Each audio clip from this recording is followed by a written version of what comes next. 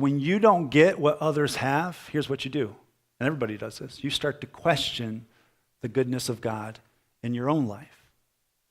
And the reason why envy is so poisonous to us is because at its core, it challenges our core belief in the goodness of God.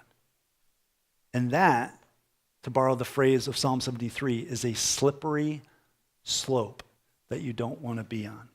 It's so bad that the psalmist responds in verse 13. This is his words. You got to put yourself in his shoes and understand what he's going through. He says this, "All in vain have I kept my heart clean and have washed my hands in innocence. For all the day long I have been stricken and rebuked every morning." All in vain. You ever feel that way? You ever say, well, what's the use? This whole faith thing, what's the use? This whole Bible thing, what's the use? I mean, here I am trying to live my life according to the scriptures, trying to honor God, and nothing's going right. Nothing's turning out right. And I'm trying to do the right thing. And I look over here, and this guy over here, he doesn't even go to church, doesn't even believe in God. He's pagan, right? And everything's going well for him.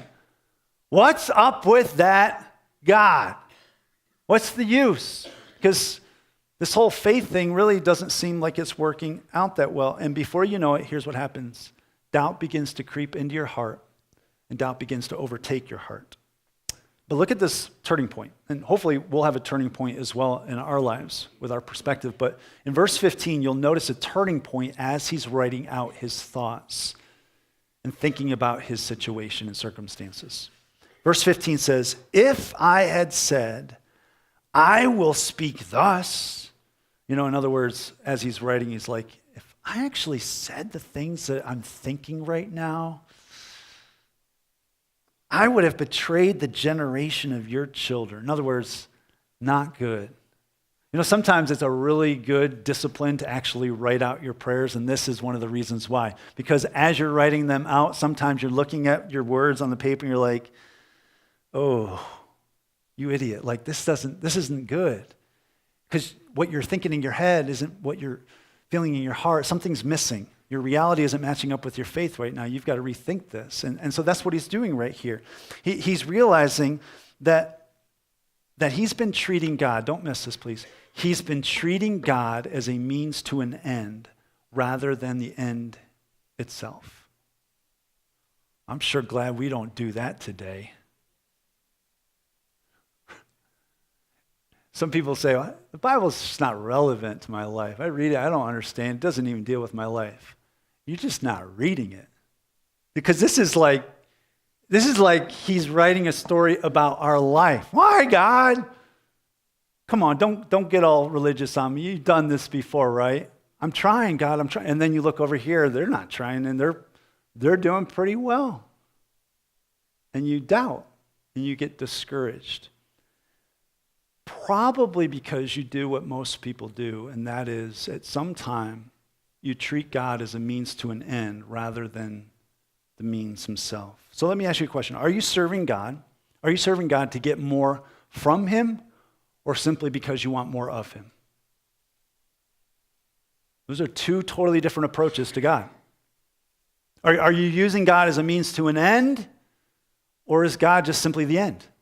The way we say it here at Crosstown, one of our core values, it's in the back corner, I think it's all on that side of the room at all of our locations. Our first c&ma that we wrote down on the piece of paper a few years ago when we did all these core values for our church was simply the phrase, God is the goal. God is the goal. Because if we get nothing else right, at the end of the day, our faith really is about God. It's not about you. It's not about me. It's not about this thing on Sunday morning. It's really not. It's just simply about God. God created the world. Beginning of the Bible. In the beginning, God created the heavens and the earth. It's about God. And so from a biblical perspective, we need to ask the question, are we serving God because he's useful, or are we serving God simply because he's beautiful in and of himself? Is God useful or beautiful to you? Is he worthy of your praise, whether you're in plenty or in want? On your best day, is he worthy? And on your worst day, is he worthy of your praise? Good questions to ask, and I think this is why it's so important. If you treat God as a means to an end, you will dramatically affect your ability to deal with doubt and discouragement. You will. And some of the young people here are just like blank stares because you don't have doubt and discouragement right now. In fact, if you're an older person sitting next to a younger person, just whisper over to him and say, it's coming, it's coming. Right?